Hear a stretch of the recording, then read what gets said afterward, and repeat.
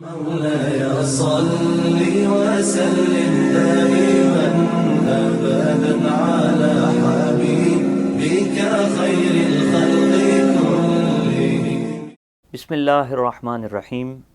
حیات محمد صلی اللہ علیہ وسلم سلسلے کا 12واں پروگرام آپ کی خدمت میں حاضر ہوں. آپ کا میزبان محمد کاشف شیخ. ہم نے سابقہ گفتگو میں آپ کی خدمت میں یہ عرض کیا کہ نبی اکرم صلی اللہ علیہ وسلم پر کفار نے ظلم و ستم کے جو نئے انداز اپنائے، جس کی روح سے نبی اکرم صلی اللہ علیہ وسلم اور آپ کے خاندان کو، بنو ہاشم کو اور بنو مطلب کو، جو بنو عبد مناف ہی کی نسل میں سے تھے، ان کو ابو طالب کی گھاٹی میں، جسے شیب ابی طالب کہا جاتا ہے، محصور کر دیا گیا اور 3 سال تک یہ محاصرہ جاری رہا. یہ محاصرہ کیسے ختم ہوا اور اس کی جو دلچسپ داستان تھی وہ میں آپ کی خدمت میں پیش کی جا چکی ہے. اب ہم یہ بات کریں گے کہ نبی اکرم صلی اللہ علیہ وسلم نے دعوت حق کے لیے جو کوششیں کی، اس کے پھیلاؤ کے لیے، اس کی توسیع کے لیے، اس کا انداز کیا تھا، اور آخر ایسی وہ کون سی باتیں تھیں یا پہلو تھے جس کی وجہ سے لوگ نبی اکرم صلی اللہ علیہ وسلم کی طرف کھینچے چلے آ رہے تھے. ایسی چند داستانیں آج ہم آپ کی خدمت میں پیش کریں گے، اور اس کے ساتھ ساتھ ہم ان آزمائشوں کا بھی تذکرہ آپ کے سامنے کریں گے کہ جو نبی اکرم صلی اللہ علیہ وسلم کو مکہ مکرمہ سے اسلام کی دعوت جب باہر لے کر جانے کا موقع ملا، اور بالخصوص طائف کی وادی میں نبی اکرم صلی اللہ علیہ وسلم دعوت حق لے کر گئے اور وہاں پہنچے، تو وہاں نبی اکرم صلی اللہ علیہ وسلم کو کن حالات سے سابقہ پیش آیا. نبی اکرم صلی اللہ علیہ وسلم پر ایمان لانے والوں میں حضرت ابو ذر غفاری رضی اللہ تعالیٰ عنہ، جن کا تعلق بنو غفار سے تھا، اور یہ قبیلہ ایک ایسی شاہراہ پر واقع تھا، یعنی جو تجارتی شاہراہ تھی، اور جہاں سے گزر کر مکہ مکرمہ کے لوگ تجارت کے لیے ان کے قافلے یہاں سے گزرا کرتے تھے. اسی مقام پر بنو غفار قبیلہ آباد تھا. بلکہ کہا جاتا ہے کہ اس قبیلے کے لوگوں کا زیادہ تر گزر بسر اسی چیز پہ تھا کہ یہ آنے جانے والے قافلوں کو لوٹ بھی لیتے تھے، اور ہو سکتا ہے ان کے ساتھ تجارت بھی کرتے ہوں. تو اس طرح سے ان کی گزر بسر ہوا کرتی تھی. یہ واقعہ تفصیل کے ساتھ صحیح بخاری میں جو حضرت ابن عباس رضی اللہ عنہما کی زبانی بیان ہوا ہے، اور اس کی تفصیلات وہاں دیکھی جا سکتی ہیں. اختصار کے ساتھ یہاں آپ کی خدمت میں ہم پیش کریں گے. اور اس میں اس واقعے کا خاص پہلو یہ ہے کہ حضرت ابو ذر غفاری رضی اللہ تعالیٰ عنہ نے جب سنا، انہیں معلوم ہوا کہ اس طرح سے مکہ مکرمہ میں ایک شخص کا ظہور ہوا ہے،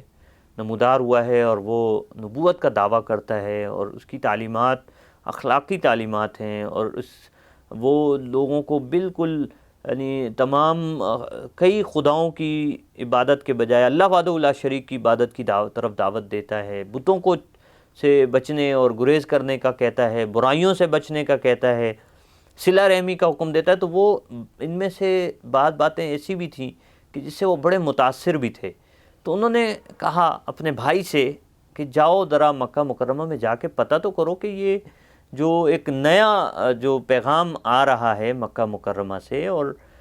یہ جو ہمارے آباء و اجداد کا جو دین ہے اس سے ہٹ کر ایک نئی بات جو پیش کی جا رہی ہے، تو دیکھو تو صحیح، معلوم تو کرو اس میں کیا ہے، اور کیا اس میں کوئی ایسی خاص بات ہے جو اس کو پیش کیا گیا ہے اور اس کی طرف لوگ بھی اس کو قبول بھی کر رہے ہیں، حتیٰ کہ بہت اہم لوگ بھی اس کو قبول کر رہے ہیں، اس دعوت کو، اور ان کے دین میں داخل ہو رہے ہیں. حضرت ابو ذر غفاری رضی اللہ تعالیٰ نے اپنے بھائی کو اس طرح سے کہہ کر بھیجا مکہ مکرمہ. بھائی آئے مکہ مکرمہ، اور ہو سکتا ہے انہوں نے چند معلومات اس سلسلے میں حاصل بھی کی ہوں، اور جب وہ واپس جاتے ہیں تو واپس جا کے اپنے بھائی کو بتاتے ہیں، لیکن ان کی تسلی نہیں ہوتی. وہ کہتے ہیں یہ تو بہت سطحی سی باتیں تم لے کر آئے ہو، میں نے تو تفصیل مجھے بتاتے، اور مجھے تفصیل سے اگر پتہ لگتا تو میں پھر اس پہ غور کرتا کہ کیا واقعی اس میں کوئی کشش ہے، تو پھر ہم بھی اس کو قبول کرنے کی طرف آگے بڑھیں. تو اس طرح سے حضرت ابو ذر غفاری رضی اللہ تعالیٰ عنہ کے دل کے اندر یہ جستجو ہوئی کہ میں خود جاؤں مکہ مکرمہ اور خود جا کر وہاں دیکھوں کہ جو نیا پیغام جو اس پیغمبر نے یا جو نمودار ہوئے ہیں، جو ان کا ظہور ہوا ہے، وہ جو بات کر رہے ہیں وہ کیا ہے، اور میں کوشش کروں کہ خود ان سے براہ راست میری ملاقات ہو اور میں ان سے وہ بات سنوں جو وہ کہہ رہے ہیں۔ اس طرح وہ مکہ مکرمہ آتے ہیں اور حرم میں ٹھہرے ہوئے ہیں۔ اب وہ ایک رات تو وہاں ٹھہرتے ہیں، رات کے وقت میں حضرت علی رضی اللہ تعالیٰ عنہ اتفاق سے انہیں دیکھتے ہیں، ملاقات ہوتی ہے ان سے، تو پوچھنے میں لگتا ہے آپ کہیں باہر سے آئے ہیں؟ وہ کہتے ہیں ہاں میں باہر سے آیا ہوں۔ اپنا ارادہ تو نہیں بتاتے، کیونکہ انہیں یہ بھی سن رکھا تھا کہ جو نبی اکرم صلی اللہ علیہ وسلم پر اسلام لانے والے جو لوگ ہیں ان کو مکہ کے لوگ بہت تنگ کرتے ہیں، اور سردار جتنے بھی مکہ کے بڑے بڑے سردار ہیں وہ ان کو بڑی سخت ایذائیں دیتے ہیں، یہ بھی انہوں نے سن رکھا تھا، سب کچھ ان کو معلوم تھا۔ تو اس لیے اپنی جو دل کی بات تھی یا جس مقصد کے لیے وہ مکہ مکرمہ آئے تھے وہ بتانے سے انہوں نے گریز کیا۔ حضرت علی رضی اللہ تعالیٰ عنہ نے بھی زیادہ نہیں قریدا، بس اتنا ہی جاننے کی کوشش کی کہ بھئی آپ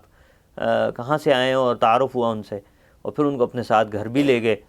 اور ان کو رات اپنے گھر ٹھہرایا، پھر صبح حرم میں لا کر چھوڑ دیا ان کو۔ تو جب شام ہوئی تو پھر دیکھا کہ وہ حضرت ابو ذر غفاری جو ہیں وہ رضی اللہ عنہ وہ حرم میں ہی موجود ہیں۔ تو انہوں نے کہا بھائی آپ تو کل بھی ادھر ہی تھے اور آج بھی، کیا آپ کا جو کام تھا یا جو آپ کا مسئلہ تھا وہ حل نہیں ہوا کیا؟ تو انہوں نے کہا بس ایسا ہی لگتا ہے، اور پھر ساتھ چلے گئے حضرت علی رضی اللہ تعالیٰ عنہ کے۔ اور ایسا ہی کچھ تیسری رات بھی ایسا ہی ہوا، تیسری شام بھی ایسا ہی ہوا۔ تو پھر حضرت علی رضی اللہ تعالیٰ عنہ نے ان سے پوچھا کہ بھائی کیا آخر مسئلہ کیا ہے، تم اگر چاہو تو بلا تکلف مجھے بتا سکتے ہو، تم کس مقصد سے آئے ہو، کیا غرض ہے؟ تو انہوں نے کہا اچھا میں تم پر بھروسہ کر سکتا ہوں۔ تو انہوں نے کہا ہاں بالکل بھروسہ کر سکتے ہو، بتاؤ۔ تو حضرت ابو ذر غفاری رضی اللہ تعالیٰ عنہ پھر پوری تفصیل سے وہ بتاتے ہیں واقعہ، اپنا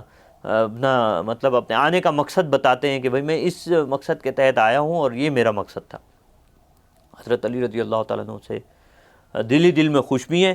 کہ بہت اچھی جگہ پہنچے ہیں، بہت اچھے فرتے ملاقات ہوئی ہے، اور ساتھ ہی ان سے کہتے ہیں ہاں ٹھیک ہے میں آپ کی رازداری کا پورا خیال رکھوں گا، اور اس کے ساتھ ساتھ یہ کہ آپ کو میں یقین دلانا چاہتا ہوں کہ آپ بالکل صحیح جگہ پہنچیں، آپ کو جو مقصد ہے وہ آپ کا بہت اچھی طرح پورا ہوگا۔ اور پھر ان کو لے کر نکلتے ہیں نبی اکرم صلی اللہ علیہ وسلم کے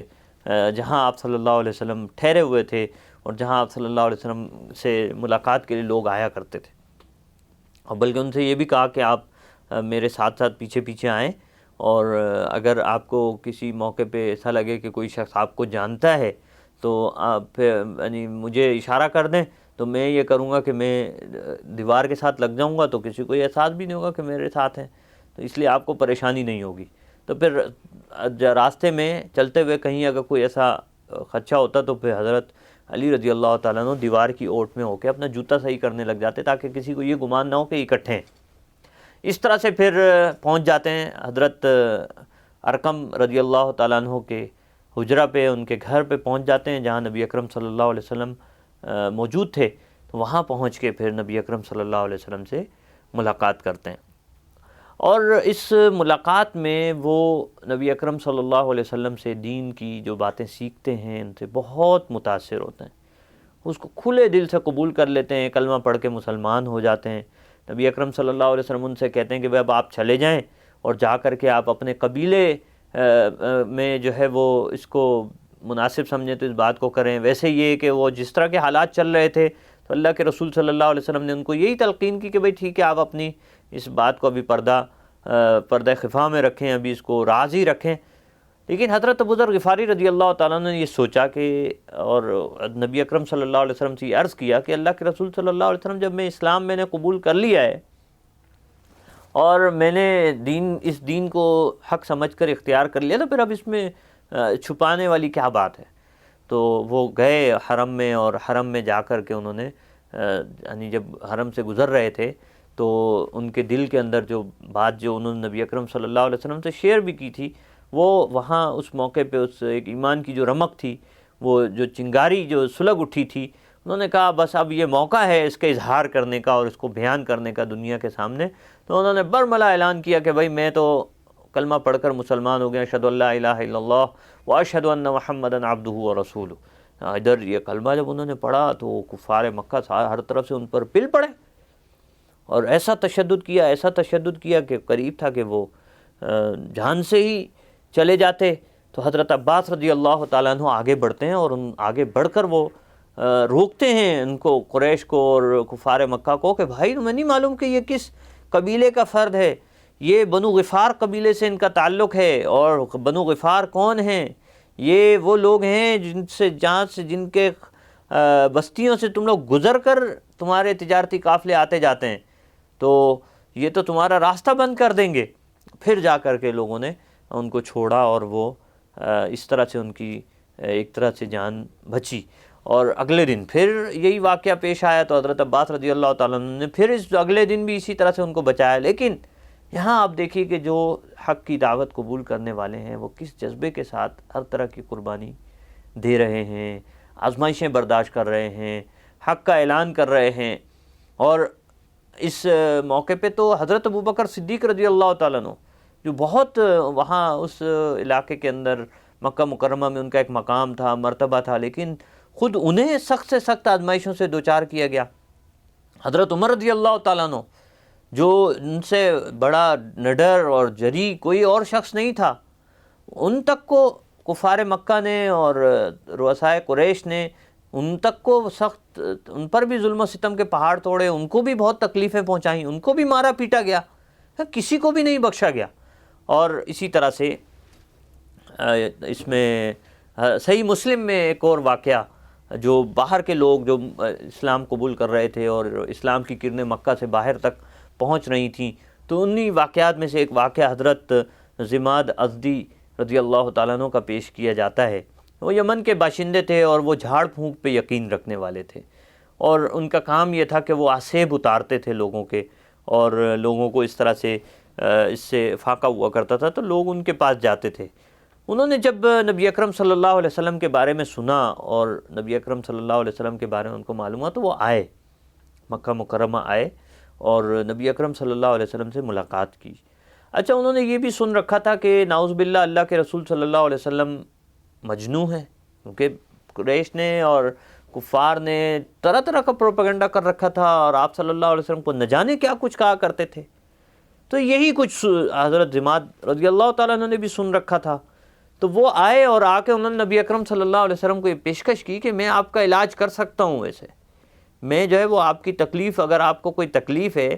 تو میں وہ دور کر سکتا ہوں آپ کی، اور میں جھاڑ پھونک کرتا ہوں، اور میں لوگوں کے آسیب اتارتا ہوں، تو میں اپنی خدمات پیش کرتا ہوں آپ کے لیے، کہ آپ کی میں اس طرح سے آپ کی مشکل حل ہو جائے گی، آپ کا مسئلہ، میں آپ کا جو ہے وہ مسئلہ آپ کا حل کر دوں گا۔ تو اس طرح سے جب حضرت ضماد ازدی رضی اللہ تعالیٰ عنہ نے بات کی، تو اب آپ خود سوچئے کہ یہ کوئی یعنی نبی اکرم صلی اللہ علیہ وسلم کے لیے کوئی آسان بات نہیں تھی اس سب کچھ کو سننا،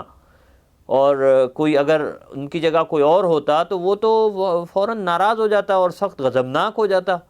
اور وہ اپنے ماننے والوں کو یہ حکم دیتا کہ اس شخص کی یہ جرت کیسے ہوئی ہے کہ اس طرح کی بات آ کے میرے سامنے کر رہا ہے، اس کی ٹکا بوٹی کر دو۔ لیکن اللہ کے رسول صلی اللہ علیہ وسلم نے نہیں، ایسا کچھ بھی نہیں کہا۔ اللہ کے رسول صلی اللہ علیہ وسلم نے اس سے کہا، ہاں ٹھیک ہے، جو ہے وہ تم جو بات کہہ رہے ہو وہ میں نے سن لی ہے۔ اور پھر اللہ کے رسول صلی اللہ علیہ وسلم نے خطبہ ارشاد فرمایا کہ ان الحمد للہ نحمدہ ونستعینہ من یہدہ اللہ فلا مضل لہ ومن یضللہ فلا ہادی لہ واشہد ان لا الہ الا اللہ واشہد ان محمدا عبدہ ورسولہ اما بعد۔ جب یہ خطبہ پڑھا نبی اکرم صلی اللہ علیہ وسلم نے، تو وہ شخص بڑا حیران ہوا۔ حضرت ضماد رضی اللہ تعالیٰ عنہ کہتے ہیں میں بہت حیران ہوا، اور میں نے کہا یہ تو کوئی آپ پہ تو میں نہیں کوئی ایسا محسوس کرتا کہ کوئی آپ کو نعوذ باللہ کوئی جنون ہو، یا آپ پر کوئی آسیب کا شبہ ظاہر کیا جائے، یا کوئی آپ کو شاعر یا کاہن سمجھا جائے، ایسی تو کوئی بات نہیں ہے۔ بس پھر انہوں نے فوراً کلمہ پڑھا اور مسلمان ہو گئے، اسلام قبول کر لیا۔ تو اس طرح کے واقعات جو ہیں وہ نبی اکرم صلی اللہ علیہ وسلم نے جو اسلام کی تعلیمات کے لیے جو کوششیں کی تھیں، یہ دور دراز کے علاقوں سے لوگ آ کر اس طرح مسلمان ہو رہے تھے۔ مکہ مکرمہ میں چونکہ جو صورتحال اس سے پہلے گزر چکی ہے وہ آپ کے خدمت میں گوش گزار کر چکا ہوں، کہ کن سخت حالات سے مکہ مکرمہ میں نبی اکرم صلی اللہ علیہ وسلم کو گزرنا پڑا. پھر جس طرح حضرت ابو طالب دنیا سے رخصت ہو گئے، حضرت خدیجہ رضی اللہ تعالیٰ عنہ کا انتقال ہو گیا، تو اس کے بعد تو پھر نبی اکرم صلی اللہ علیہ وسلم بہت اپنے آپ کو تنہا محسوس کرنے لگے. اور بالکل آپ صلی اللہ علیہ وسلم، اور ایسا ہوا بھی کہ حضرت ابو طالب کے دنیا سے جانے کے بعد نبی اکرم صلی اللہ علیہ وسلم پر کفار نے ظلم و ستم کا سلسلہ اور دراز کر دیا، اور زیادہ تکلیفیں دینے لگ گئے، اور زیادہ پریشان کرنے لگے. اس اثناء میں ایک شخص نے تو ایسا کیا کہ وہ آیا اور اللہ کے رسول صلی اللہ علیہ وسلم پر نعوذ باللہ آ کر کے جو ہے وہ خاک ڈال دیا آپ کے سر مبارک پر. اور پھر آپ صلی اللہ علیہ وسلم گھر تشریف لائے، اور آپ کی ایک بیٹی جو تھیں وہ آپ صلی اللہ علیہ وسلم کا سر مبارک دھو رہی تھیں، اس سے خاک صاف کر رہی تھیں، اور ساتھ ساتھ روئی جا رہی تھیں کہ اللہ کے رسول صلی اللہ علیہ وسلم یہ آپ پر کیسے کیسے ظلم ڈھائے جا رہے ہیں. اور اللہ کے رسول صلی اللہ علیہ وسلم نے بس اتنا ہی کہا کہ بیٹی غم مت کرو، فکر مت کرو، اللہ تعالیٰ تمہارے والد کی جو ہے وہ حفاظت کرے گا، اور جس مقصد کے لیے ان کی بعثت ہوئی ہے وہ اس میں کامیاب ہو کے رہیں گے. پھر جب مکہ مکرمہ کے یہ حالات نبی اکرم صلی اللہ علیہ وسلم نے دیکھے تو پھر 10 نبوی میں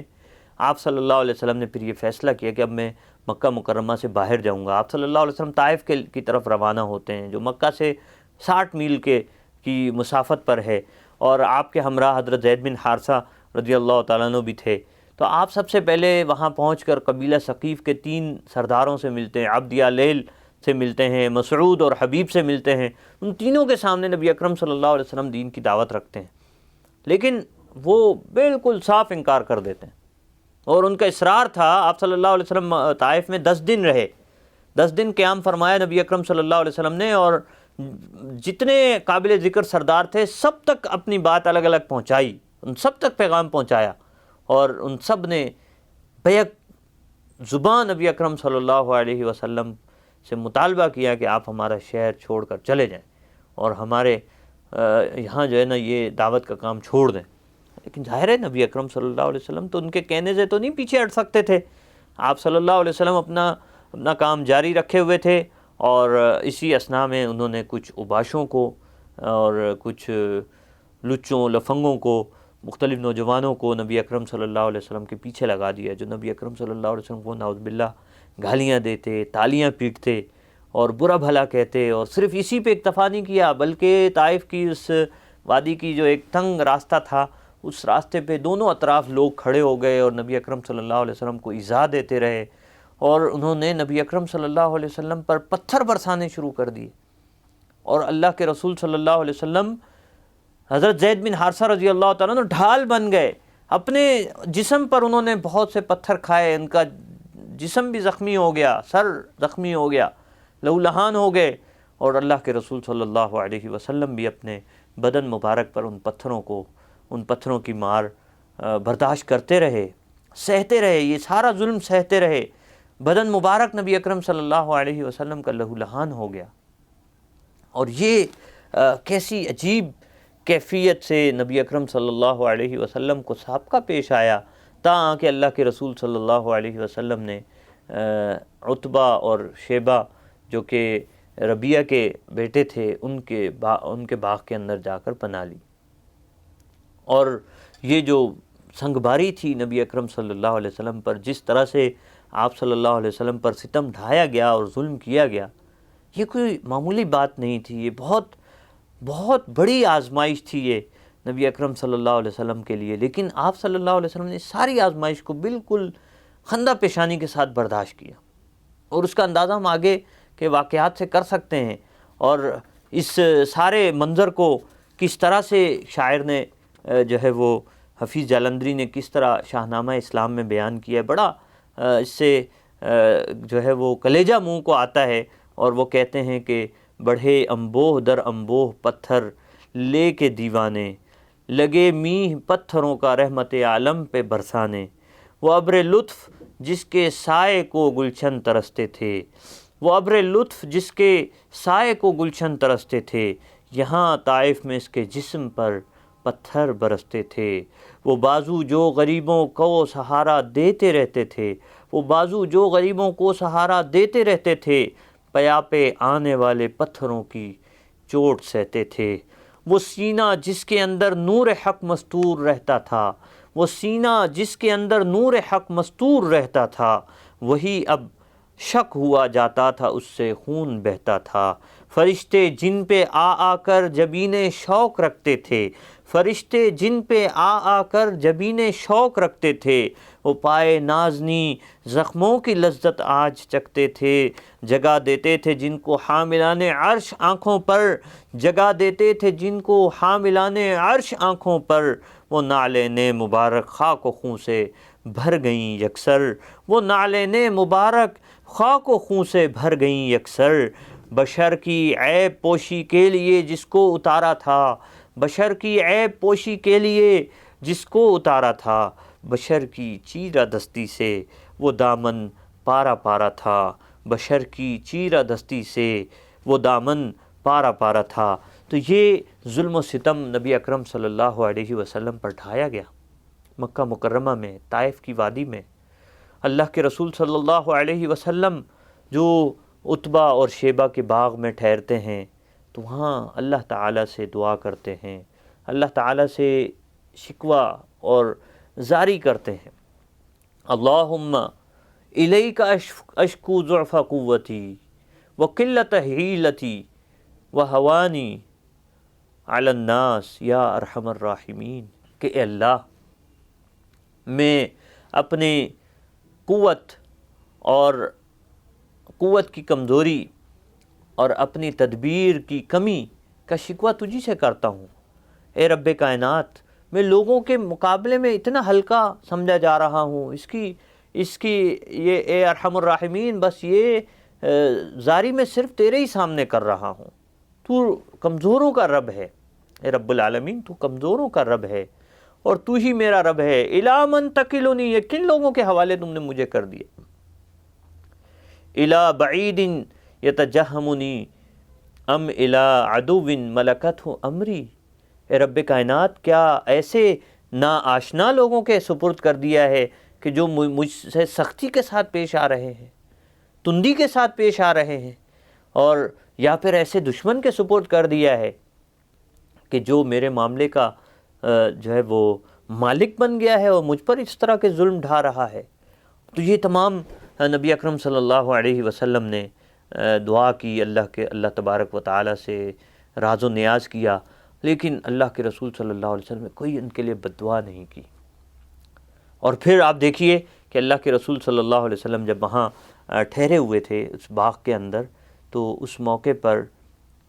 قرن منازل میں، تو اس صحیح بخاری میں بھی اس کا تذکرہ ہے کہ اس موقع پر نبی اکرم صلی اللہ علیہ وسلم کے پاس جبرائیل علیہ السلام تشریف لائے، پہاڑوں کا فرشتہ تھا، اور اللہ کے حکم سے یہ اجازت دی گئی کہ اللہ کے رسول صلی اللہ علیہ وسلم اگر فرماتے تو طائف کی وادی جو پہاڑوں کے درمیان ہے ان پہاڑوں کو آپس میں ملا دیا جاتا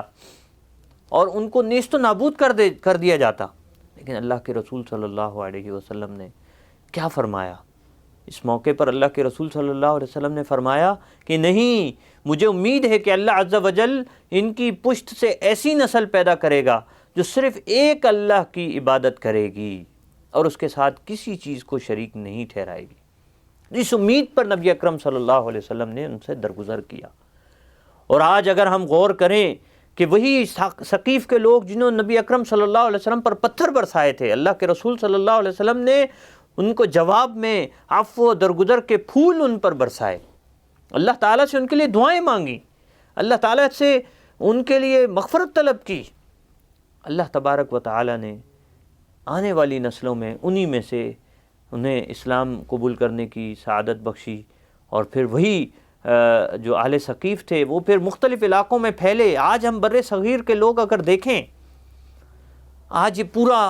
پورے ہندوستان میں اور اس پورے خطے کے اندر جو اسلام کی کرنیں روشن ہیں اور اسلام کی لہلہاتی فصل جو ہمیں اس پورے خطے کے اندر دکھائی دیتی ہے، یہ کس کے طفیل ہے؟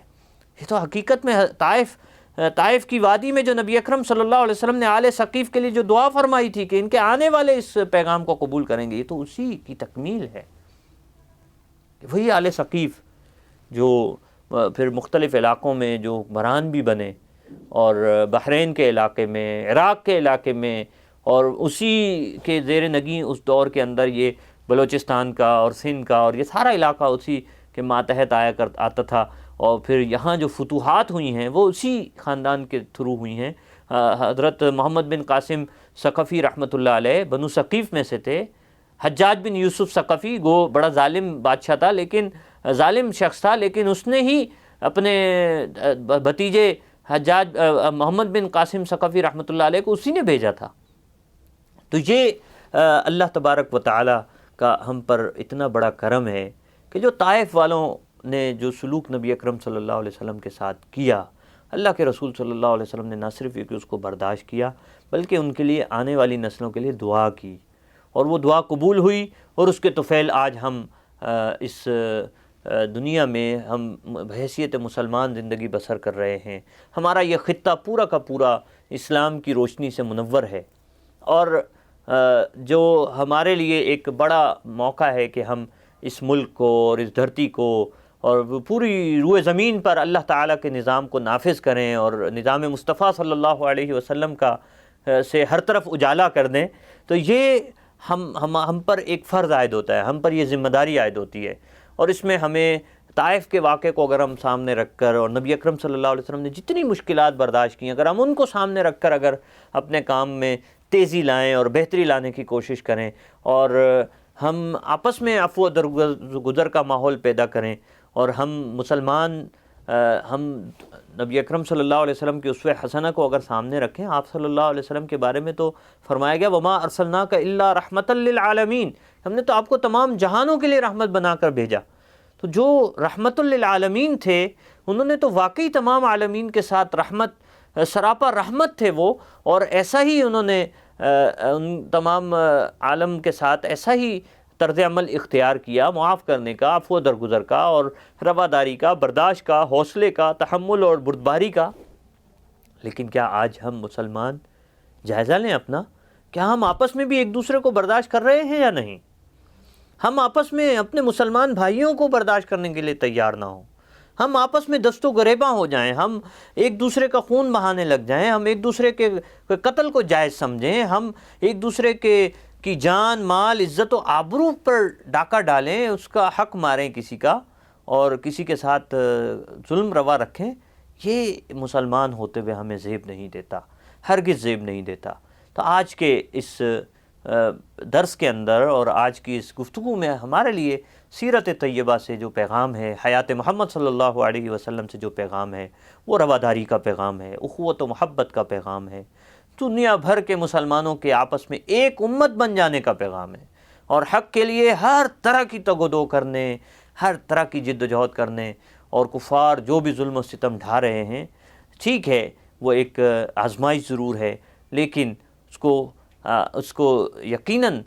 ہم نے اس کا مقابلہ بھی کرنا ہے، اور اس کا مقابلہ کرنے کے جو مواقع ہوں ان مواقع پہ یقیناً مقابلہ کیا جا سکتا ہے. لیکن اس کے ساتھ ساتھ ہمیں اپنا کام نہیں چھوڑنا، دعوت حق کا، پیغام حق کا، نفاذ حق کا، اور اعلاء کلمت اللہ کا، اور دین کی اقامت کا. اللہ تعالیٰ سے دعا ہے کہ اللہ تعالیٰ ہم سب کا حامی و ناصر ہو، اور اس دین کی بالادستی کے لیے اللہ تعالیٰ ہم سے وہ کام لے لے جو اس نے اپنے پیغمبر حضور نبی کریم صلی اللہ علیہ وسلم کو جس انداز سے منتخب فرمایا، چنا، اور انہوں نے جو خدمات اور جو کارہائے نمایاں انجام دیے، اللہ تعالیٰ ہمیں ان کے نقش قدم پر چلنے کی توفیق عطا فرمائے. وآخر دعوانا ان الحمد للہ رب العالمین. مولاي صل وسلم دائما أبدا على حبيبك خير الخلق